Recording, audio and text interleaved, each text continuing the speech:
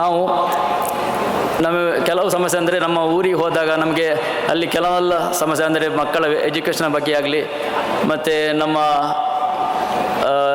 ಸರ್ಕಾರದ ಕೆಲವು ಕೆಲಸಗಳು ನಮಗೆ ಸರಿಯಾದ ಸಮಯದಲ್ಲಿ ಆಗ್ತಾಯಿಲ್ಲ. ಅದಕ್ಕೆ ನಾವು ಅಲ್ಲೇ ಹೋಗಿ ಪರದಾಡಬೇಕಾಗ್ತದೆ. ಮತ್ತು ನಮಗೆ ಈಗ ಕೇರಳ ಸರ್ಕಾರದಲ್ಲಿ ಅನಿವಾಸಿಗಳಿಗೆ ಬೇಕಾದ ಫೆಸಿಲಿಟಿ ಕೊಡ್ತಿದ್ದಾರೆ.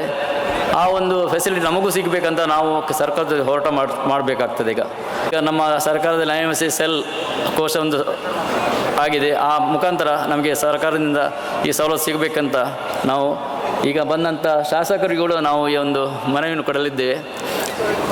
ಇದಲ್ಲದೆ ಇಲ್ಲಿ ನಮ್ಮ ಅನಿವಾಸಿಗಳಿಗೆ ಕೆಲವೆಲ್ಲ ಸಮಸ್ಯೆಗಳು ಇರ್ತದೆ.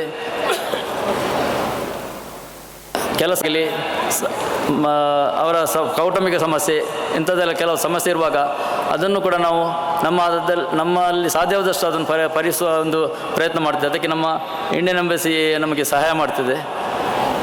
ಮತ್ತು ಈ ಒಂದು ಸಂಸ್ಥೆಯಲ್ಲಿ ನಾವು ಹಲವಾರು ಮಂದಿ ಅಂದರೆ ಸಮಾಜ ಸೇವೆ ಮಾಡುವ ಒಂದು ಹಲವಾರು ಮಂದಿ ಈ ಒಂದು ಸೇವೆಯನ್ನು ಮಾಡ್ತಾಯಿದ್ದೇವೆ. ಇದಕ್ಕೆ ನಮಗೆ ಜನರ ಸಹಕಾರ ಮತ್ತು ಸರ್ಕಾರದ ಸಹಕಾರ ಕೂಡ ಸಿಗಲಿ ಎಂದು ಆಶಿಸ್ತೇವೆ. ನಾನು ಇನ್ನೆಚ್ಚು ಮಾತಾಡಲಿಕ್ಕೆ ಹೋಗುವುದಿಲ್ಲ.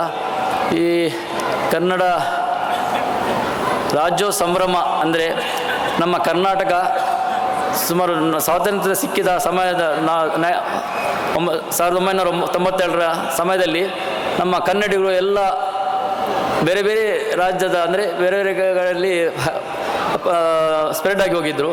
ಅದನ್ನೆಲ್ಲ ಅವರನ್ನೆಲ್ಲ ಒಟ್ಟು ಸೇರಿಸಿ ಎಲ್ಲ ಜಿಲ್ಲೆಗಳನ್ನು ಒಟ್ಟು ಮಾಡಿ 1956ರಲ್ಲಿ ನಾವು ಒಂದು ಕರ್ನಾಟಕ ಮೈಸೂರು ರಾಜ್ಯ ಅಂತ ನಾವು ಮಾಡಿದೆವು. ಅವರು ನಮ್ಮ ಎಸ್.ಎನ್. ರಾವ್ ಅಂತ ಅವರು ಅದರ ತುಂಬ ಕೆಲಸ ಮಾಡಿದರು ಅದರ ಹಿಂದೆ.